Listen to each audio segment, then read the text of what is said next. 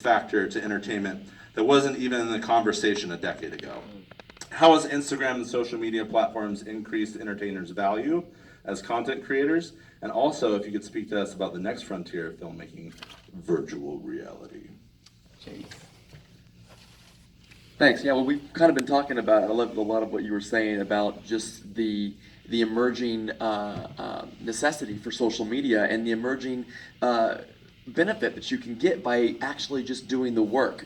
And I want to say that talent still comes first. Networking, talent, that still has got to be on the table, for this whole thing to play out. But we are seeing, when that is being looked at, and it's like we got two people in a casting room that could get this one role. They both have talent, they both have networks, but who has the most following? That is the deal breaker.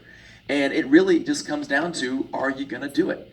Are you going to invest the time? And again, what is it that you're doing? You're connecting with an audience. You're building an audience for you to share your message and your story. And you have to know what that message and that story is. If your message and story is, I want to be famous or I want to be known, your content will be indicative of that kind of attitude. And it'll be, more of the selfies and more that 8th grader mentality that we've, kind of seen and almost get a negative taste in our mouth because it is so invaluable because it's not coming from in a place of anything other than look at me, look at me, look at me, make me famous. And that's why Vine was so popular for a little bit and now it's gone.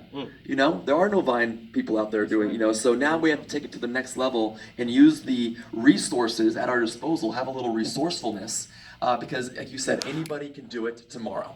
I mean, you could be a professional host if you put a camera up and with somebody right here and we interview somebody. That's a working host, or you can do a sketch that's a minute long. It's a working actor. Absolutely. Because your story is what's being shown, and that's what we got into this whole thing for, is to share stories, tell stories of art and passion, and put it out there. So Instagram really is, for me as a visual storyteller, the best medium to still break into that and create that base audience and grow from there. It takes one set of eyeballs, and I think what you were saying too about the consistency.